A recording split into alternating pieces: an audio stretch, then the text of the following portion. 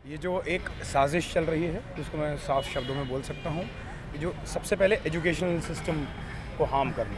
अभी हम लोगों ने कुछ अपॉइंटमेंट्स भी देखे, जबकि हमारा फिर भी लीगल सिस्टम अभी पीछे एक दो काफ़ी अच्छे वो आए। तो आई थिंक वो जो बोला जाता है ना कि अगर आप एजुकेशन, डॉक्टर्स और लीगल सिस्टम, ये तीन चीज़ें अगर किसी एक जगह की करप्ट हो जाएँ तो उस जगह को कोई बचा नहीं सकता।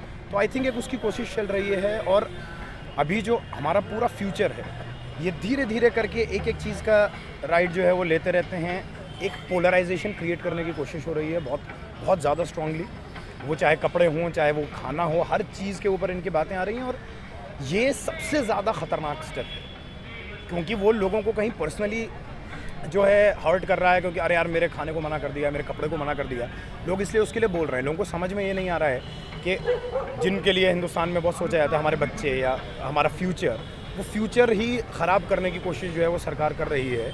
ऐसा नहीं है कि वो लोग चाहते होंगे कि जो भी उन्होंने अपॉइंटमेंट किया है वही वैसे ही रहे।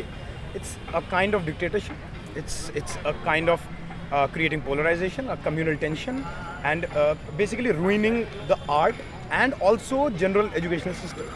और स्टूडेंट्स के दिमाग को बंद करने की एक बहुत बड़ा खेल चल रहा है। आई थिंक इसको थोड़ा सा आम आदमी को समझना पड़ेगा और इसके बारे में कुछ स्टेप लेना अभी से शुरू करना। पहले मैं बहुत ईमानदारी से बताऊं तो मुझे काफ़ी विश्वास था हिंदुस्तान पे और हिंदुस्तान की जो अभी तक की सभ्यता रही है और जो एक कल्चर रहा है हमारा, एक डेमोक्रेसी का, एक सेक्युलरिज्म का, जो आई थिंक हमारे कॉन्स्टिट्यूशन की पहली लाइन है जो हमारे देश को डिस्क्राइब करती है, वो उस लाइन पे मेरा बिलीफ था।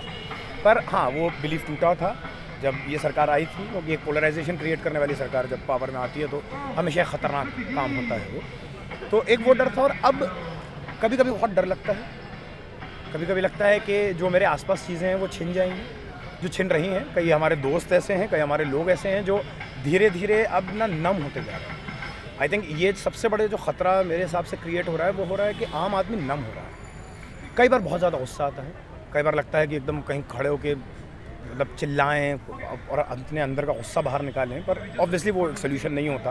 तो इस गुस्से को ही शायद सही से चैनलाइज करना पड़ेगा। शायद ये भी वही एक गुस्सा है, ये स्ट्राइक, जिसको चैनलाइज इतने खूबसूरती से किया है कि 100 दिन हो गए और लोग बिल्कुल एक शांति से करते हैं। पुलिस से फालतू के अरेस्ट करवाए गए स्टूडेंट्स के, इनोसेंट स्टूडेंट्स के। हंगर स्ट्राइक के कोई जवाब नहीं आ रहा है। अरुण जेटली साहब जवाब नहीं, कोई जवाब देने को राज़ी नहीं। बेसिकली इसको इग्नोर करके ट्राई किया जा रहा है कि लोगों के दिमाग से हटे। और वैसे भी हमारे लोग भी शायद कहीं ना कहीं इस मामले में करप्ट हुए हैं, उनको एंटरटेनमेंट ज़्यादा चाहिए बजाय न्यूज़ के। तो अब उन लोगों के लिए शीना बोरा मर्डर केस ज़्यादा इंटरेस्टिंग है बजाय FTI की स्ट्राइक के। उनके लिए वो उतारे, अभी तक चल रही है, हटाओ। तो आई थिंक कहीं एक करप्शन है जो बहुत डराता है और कई बार बहुत ज़्यादा गुस्सा भी देता है। आई थिंक ज़्यादा से ज़्यादा लोगों को और इन्वॉल्व करने की ज़रूरत है, क्योंकि ये बात समझनी बहुत ज़रूरी है कि ये सिर्फ मतलब जो कि FTI के स्टूडेंट्स भी बोलते हैं, ये सिर्फ और सिर्फ FTI के चेयरमैन के अपॉइंटमेंट के ऊपर स्ट्राइक नहीं है। ये जो एक बड़ी प्रॉब्लम है उसके लिए वो है। आई थिंक लोगों को हमें रेडी करना पड़ेगा अपने साथ कि एक डर ना हो। आई थिंक अभी ना एक बहुत ज़्यादा डर आ गया है।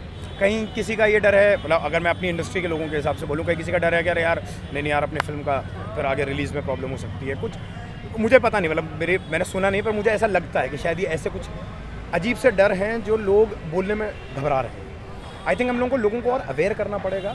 हमें बेसिक अवेयरनेस ये फैलानी है कि ये सिर्फ FTI के चेयरमैन को हटाने की लड़ाई नहीं है। ये लड़ाई एक बहुत बड़े लेवल पे है, जो पूरे हमारे सिस्टम को जो खोखला किया जा रहा है अंदर से, जो एक दीमक डाली जा रही है, उसको निकालने की लड़ाई है। ना कि सिर्फ अरे यार एक छोटा सा इंस्टीट्यूट है और उसके अंदर कुछ एक अपॉइंटमेंट हो गया तो क्या फ़र्क पड़ेगा। इट इज़ नॉट अबाउट के चेयरमैन का काम क्रिएटिव नहीं होता, जैसे कई लोग ऐसा आर्ग्यूमेंट भी दे रहे हैं कि उसका क्रिएटिव काम थोड़ी है, वो तो एडमिनिस्ट्रेटिव काम करना है। पर ये इसका जो बिगर पिक्चर है, अगर आप उसमें देखेंगे तो ये कहाँ से छोटे छोटे हम वो लगा रहे हैं, पटाखे लगा रहे हैं जो बाद में एक साथ मिलके बम बन जाएंगे और पूरा का पूरा हमारा सिस्टम धाराशायी हो जाएगा।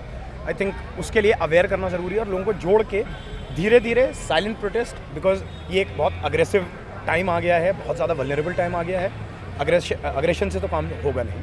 अगर आप अग्रेसिव होंगे तो उधर बहुत लोग बैठे हैं जो अग्रेसिव हो जाएंगे।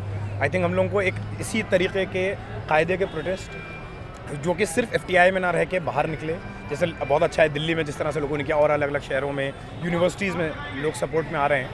आई थिंक यही अगर बढ़ता जाए और थोड़े लोग जिनकी बात शायद लोगों तक ज़्यादा पहुंचती है, चाहे वो वजह फेम हो, चाहे वो वजह पावर हो, चाहे वो वजह पैसा हो, उन लोगों को भी कहीं अपने डर से हट के सामने आना चाहिए और लोगों को अवेयर करना चाहिए कि ये लड़ाई अपने भविष्य के लिए है, ना कि सिर्फ एक किसी इंस्टीट्यूट के लिए।